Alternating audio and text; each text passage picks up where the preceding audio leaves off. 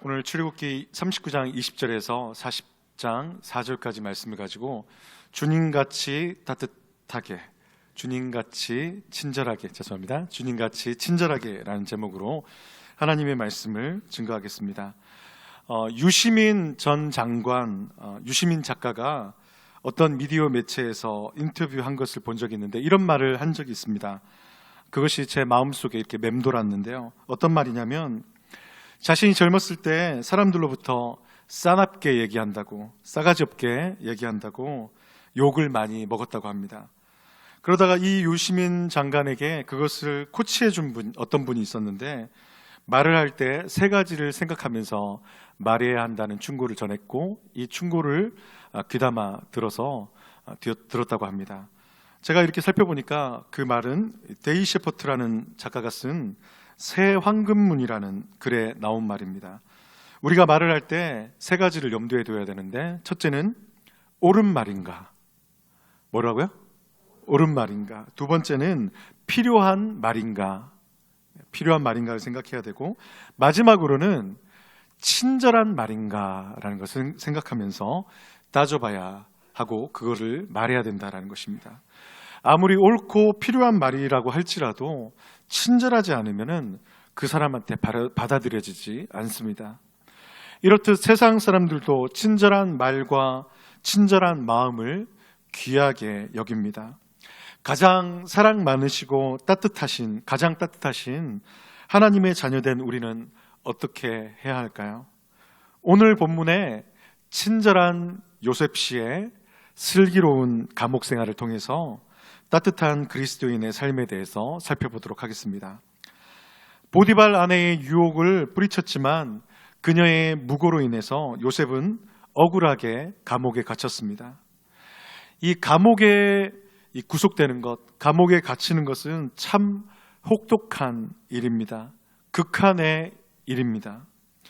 누군가에 의해서 인신이 몸의 활동이 제약되는 것은 경험해 본 사람만이 알 수 있는 답답함이 있습니다. 아니, 답답함 정도가 아니라 영혼을 욱죄어오는 고통이 있습니다. 물론 모든 사람이 그런 것은 아니지만 몸이 감옥에 갇혀 있는 것은 생각할 때 오직 간절히 풀려나기만 바라는 생각 외에는 다른 생각이 나지 않을 정도로 그렇게 힘들고 어려운 일입니다.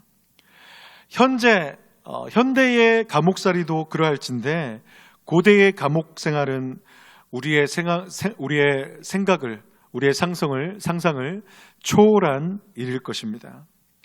그렇게 요셉이 투옥되었는데 감옥 안에서도 하나님께서 함께 하셨다라고 오늘 본문은 기록하고 있습니다. 함께 하시고 요셉과 함께 하시고 그를 형통하게 하셨다라는 것입니다.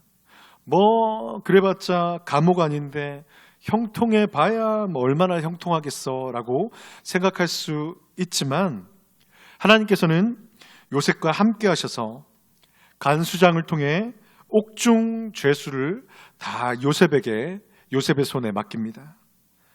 그리고 간수장이 그 재반 사물을 처리하고 요셉에게 맡긴 일은 다시 돌아보지 않을 정도로 그렇게 요셉을 신임하게 되고 이 형편에서 바로의 술 맡은 자의 그 해몽을 통해 요셉은 애굽의 총리가 되는 그러한 자리까지 이르게 되었다는 것입니다. 감옥 안에서 형통해봤자 얼마나 형통하겠어라는 것이 이 정도가 아니라는 것입니다. 요셉의 갇히는 사건을 통해서 그의 삶이 하나님의 구속 역사 가운데 크게 쓰임 받았다라는 것입니다. 우리에게도 요셉과 같은 그러한 상황이 있을 수 있습니다. 잘못이 있어 당하는 어려움은 그래 나에게 잘못이 있으니까 하면서 어떻게 견디겠는데 아무런 잘못도 없는데도 고난이 닥쳐오고 어려움이 있으면 그 억울함은 여간 참기가 힘들지 않습니다. 그럴 때 여러분 우리는 어떻게 반응해야 합니까? 어떻게 살아야 합니까? 억울함을 하나님께 토로할 수 있습니다. 기도해야 됩니다. 하나님, 저 이게 진짜 억울합니다. 우리가 기도해야 됩니다. 하지만 원망과 불평이 나와서는 안 되고 요셉과 같이 그곳에서, 그 자리에서 열심히 살아야 합니다. 최선을 다해 하나님과 사람들을 섬겨야 합니다. 한번 따라하겠습니다. 그곳에서 하나님과 사람들을 섬겨야 합니다. 물론 이것이 내 힘으로 안 됩니다. 허나 지금 나에게 맡겨진 곳에서 최선을 다해서 살아갈 때 하나님께서 형통하게 하신다는 것입니다. 하나님의 말씀을 깨닫고 그 말씀을 적용하고 해석하고 순종할 때 애굽 총리의 역사가 일어나더라는 것입니다. 그렇다면 진정한 형통함은 겉모양으로, 세상의 가치관으로 판단할 수 없는 것입니다. 내게 일어나는 찌질하고 가혹하고 참담한 그러한 일들, 불편한 그런 일들, 못 견딜 만한 그러한 일들, 웜에 징해불어 하는 그런 일들을 참아야 하는 것입니다. 모양새가 좋지 않은 그 일과 그 사건, 그 형편과 상황이 오히려 내게 복이 되는, 오히려 내게 형통한 일이 되는 것이 될 수 있다는 것입니다. 사랑하는 성도 여러분, 이해되지 않는 그런 상황 가운데, 환경 가운데 놓여 계십니까? 있을 수 없고 있어서도 안 되는 일들이 내게 일어나고 있습니까? 그 환경에서도 내가 감당해야 할 것이 무엇인지를 찾고 그것을 붙잡으며 나아가야 하는 것입니다. 그러면 우리가 도무지 생각할 수 없는, 상상할 수 없었던 좋은 길로 주님께서 반드시 이끌어 가실 것입니다. 그리고 무엇보다 주님께서 함께 하신다면 그 길은 괜찮은 길이고 어떠한 길이라도 좋은 길이고 복된 길이고 형통하게 되는 길이라는 것입니다.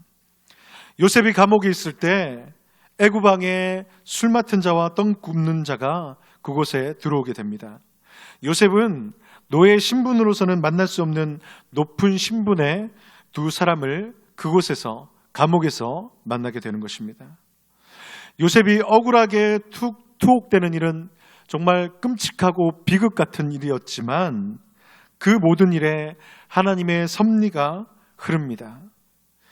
요셉은 이들과의 만남을 소중하게 여기고 나중에 이제 꿈을 해석해 준 것이 계기가 되어서 훗날 총리의 자리까지 이르게 됩니다. 여러분, 우리가 어떤 문제가 닥칠 때 회피한다고 해서 그 문제가 해결될 수 없습니다. 평안을 누릴 수가 없습니다. 어쩌면 우리의 현실이 요셉의 감옥보다 더 답답할지 모르겠습니다. 그렇다고 해서 도망갈 수 없다는 것입니다. 도망갈 수 없는 현실을, 그 현재를 하나님의 말씀으로 해석하고 인정하고 받아들일 때 비로소 평안이 찾아오고 일이 해결된다는 것입니다. 그래, 하나님의 뜻이 있는 거야. 이유가 있어서 나에게 이런 일이, 이런 사람이 찾아오는 거야. 해석이 돼야 되는 것입니다. 친위대장 요셉에게 두 간원이 수종들게 합니다. 두 간원을 수종들게 합니다. 요셉은 따뜻한 마음으로 이 두 간원장을 정성껏, 성심껏 섬깁니다. 요셉은 감옥이라는 그 겸손하게 하는 그러한 환경에서 하나님이 함께 하시는 것이 무엇인지를 깨닫게 되었고, 만나는 사람마다 누구든지 따뜻하고 진심으로 대했습니다. 요셉은 하나님을 닮아서, 예수님을 닮아서 따뜻한 사람이었습니다. 그리고 요셉은 하나님의 때를 기다리면서 자기 일을 묵묵하게 감당하는 것입니다. 여러분, 그래서 마음이 따뜻해야 됩니다. 한번 옆에 사람에게 한번 축복하겠습니다. 마음이 따뜻하십시오. 여러분, 어떤 사람이 매력 있는 사람입니까? 우리 전라도 말로 어떤 사람이 귀인이 있습니까? 여러분, 마음이 따뜻한 사람입니다. 마음이 따뜻해야 됩니다. 다시 한번 다짐하면서 따뜻하게 말하겠습니다. 마음이 따뜻하길 원합니다.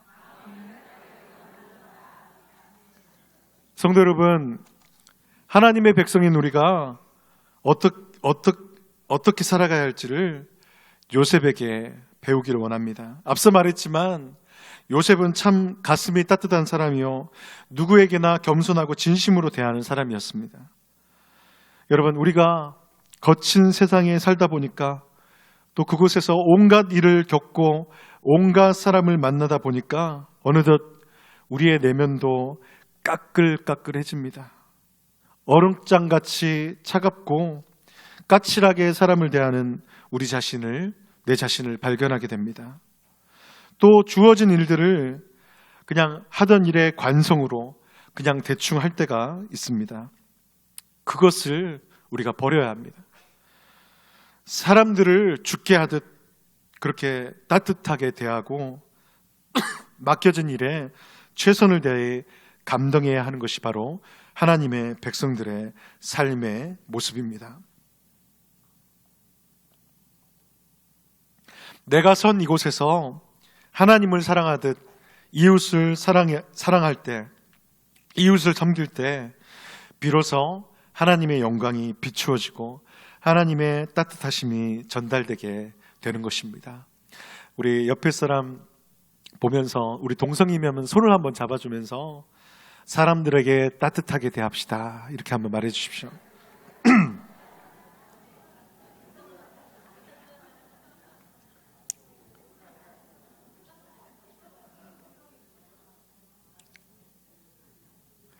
이런 따뜻함과 성실함으로 주님께서 맡겨주신 그 지경에서 살아갈 때 우리를 통해 하나님의 나라가 확장됩니다. 이번 한 주간도 우리가 선 곳에서 최선을 다해 사랑하고 섬김으로써 하나님의 나라를 확장시키는 하나님의 일꾼, 하나님의 백성, 하나님의 자녀 되시기를 주님의 이름으로 축복합니다. 기도드리겠습니다.